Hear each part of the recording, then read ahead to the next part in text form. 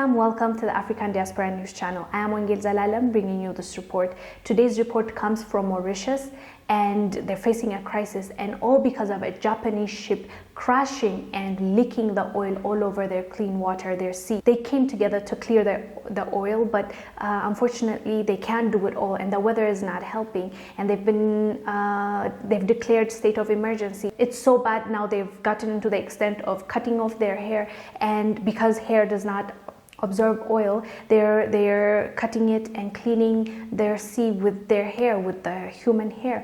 And all this because of, it's reported, a reckless act on the captain and the people that were in there. They were having a party before this leaked. Let me read you the article and then we'll be back. The MV Wakashio, a Japanese-owned Panama-flagged bulk carrier, went off course and grounded on a coral reef off the coast of the island nation on July 25. Less than 2 weeks later, the ship carrying 4,000 tons of fuel oil started leaking, leading to an ecological disaster that could have far-reaching consequences for the country's food security, economy, and tourism. Local news media reported that after a preliminary examination by the police, it showed that the crew was having a party on the night the ship ran off course. By the time authorities stopped the leak, 1,000 tons of oil had spilled into the sea, with the leak threatening environmentally sensitive zones like the nature reserve and the Blue Bay Marine Park.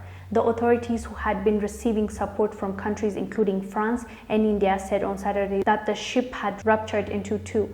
While much of the 3,000 tons of remaining oils had been extracted, there was still 90 tons of oil in the ship. To prevent any further damage, almost 7 miles of protective booms have been positioned around the vessel and some parts of the island, the National Crisis Management Committee said on Monday. Mauritius, which is off Africa's eastern coast, is known for its picturesque beaches and coral reefs and mangrove forests that are teeming with rich biodiversity. Tourism is a key pillar of its economy, bringing about $1.6 billion in 2018. But the pandemic and its resulting lockdown measures have limited that income this year. Following the leak, thousands of Mauritians, both inside and outside the country, responded by donating money, creating awareness on social media, and participating in cleanup efforts. Volunteers created artisanal booms and stuffed them with donated hair, sugarcane straws, plastic bottles, and other items to stop the spread of the oil and soak it up. Many Mauritians, however, remain angry at how the government responded to the wrecked ship, and officials should have acted more urgently before it started leaking.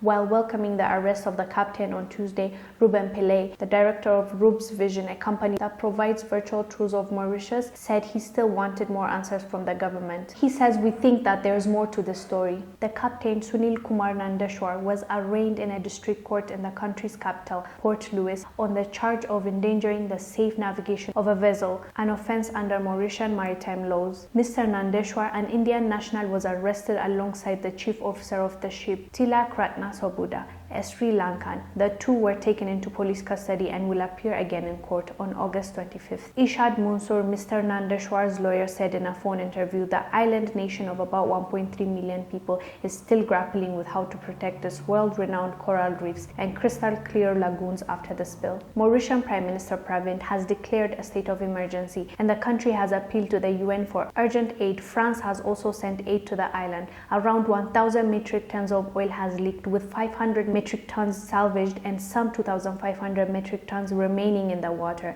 The oil spill is near the Blue Bay Marine Park, known for its superb corals and diverse species of fish. Residents of the Indian Ocean island nation, a destination for tourists, are doing everything in their power to contain the oil, but bad weather has made the cleanup difficult. Locals are making absorbent barriers of straw stuffed into fabric sacks and making booms to float on the sea out of sugarcane leaves and plastic bottles. People are voluntarily cutting off their own hair to help. Hair absorbs oil, but not water. There's been a big campaign around the island to get the hair. So as you heard, Mauritius is facing a huge crisis.